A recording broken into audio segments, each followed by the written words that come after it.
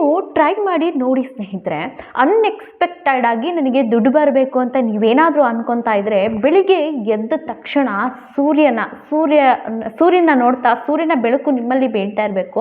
ಕಣ್ಮುಚ್ಚಿ ನಾನು ಅಂದ್ಕೊಂಡಿರ್ತಕ್ಕಂತಹ ದುಡ್ಡು ನನಗೆ ಹೇರಳವಾಗಿ ನನಗೆ ಬಂದು ಸೇರಿದ್ದಕ್ಕೆ ಯೂನಿವರ್ಸ್ಗೆ, ವಿಶ್ವಕ್ಕೆ ತುಂಬು ಹೃದಯದ ಕೃತಜ್ಞತೆಗಳು ಅಂತ ಹೇಳಿ. ಯಾಕೆ ಬರಲ್ಲ ನನಗೆ ಬಂದು ಹೇಳಿ. ಯಾಕಂದರೆ ಸುಮ್ಮನೆ ನಾವು ಏನೋ ಒಂದು ಅಂದ್ಕೊಂಡು ಅಲ್ಲಿ ನಾವು ಏನೋ ಒಂದು ಕೇಳಿದ್ರೆ ಖಂಡಿತವಾಗಿಯೂ ಬರಲ್ಲ. ಯಾಕಂದರೆ ನಾವು ಅಂದ್ಕೊಂಡಿರ್ತಕ್ಕಂಥ ಇದೊಂದು ತಪಸ್ಸು.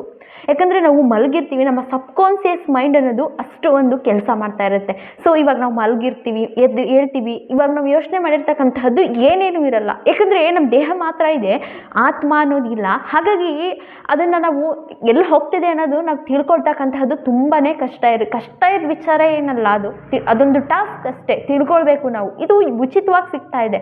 ಯಾಕೆ ಉಚಿತವಾಗಿ ಸಿಗ್ತಕ್ಕಂತಹ ವಿಷಯಗಳನ್ನ ಯಾಕೆ ಕಲೆಕ್ಟ್ ಮಾಡ್ಕೊಳ್ತಕ್ಕಂತಹದ್ರಲ್ಲಿ ಹಿಂದುಳಿತಿದೆ ನಮ್ಮ ಭಾರತ ದೇಶ ಅಂದರೆ, ಒಬ್ಬರು ಏನೋ ಮಾಡ್ತಿದ್ದಾರೆ, ಅಲ್ಲಿ ಏನೂ ಯೂಸ್ ಇಲ್ಲ ಅಂದಾಗ ಅದ್ರ ಕಡೆ ಆಗ್ತಾ ಹೋಗ್ತಾರೆ. ಇಂತಹ ಒಂದು ಒಳ್ಳೊಳ್ಳೆ ವಿಷಯಗಳನ್ನ ಈಸಿಯಾಗಿ, ಸುಲಭವಾಗಿ, ಉಚಿತವಾಗಿ ಸಿಗ್ತಾ ಇರ್ತಕ್ಕಂತಹ ವಿಷಯಗಳನ್ನ ಬೇಗ ಕಲೆಕ್ಟ್ ಮಾಡ್ಕೊಳ್ಳಿ. ಯಾಕಂದರೆ ದುಡ್ಡು ಕೊಟ್ಟು ಕಲೆಕ್ಟ್ ಮಾಡ್ಕೊಳ್ತಕ್ಕಂತಹ ಒಂದು ಕಾಲನೂ ಕೂಡ ಬರ್ತಾ ಇದೆ. ಸೊ ಎಚ್ಚೆತ್ಕೊಂಡು, ಯಾಕಂದರೆ ನಮ್ಮ ಸಬ್ಕಾನ್ಷಿಯಸ್ ಮೈಂಡು, ನಮ್ಮ ಸುಪ್ತ ಪ್ರಜ್ಞಾ ಮನಸ್ಸು ಏನಿದೆ ಅಷ್ಟು ಕೆಲಸ ಮಾಡ್ತಾ ಇರುತ್ತೆ. ನಾವು ಏನೋ ಒಂದು ಅಂದ್ಕೊಂಡು ಅದು ನನಗೆ ಬೇಕು ಅನ್ನೋದು ಆಗಲ್ಲ. ಯಾಕಂದರೆ ಅದನ್ನು ನೀನು ರಿಯಲೈಸ್ ಮಾಡ್ತಾ ಇರಬೇಕು. ಅದನ್ನು ನನಗೆ ಆಲ್ರೆಡಿ ಆಗಿದೆ, ನನಗೆ ಒಂದು 50 ಲಕ್ಷ ದುಡ್ಡು ಬಂದಾಗ ನನಗೆ ಯಾವ ಥರ ಫೀಲಾಗಿ ಖುಷಿಯಾಗಿರುತ್ತೆ.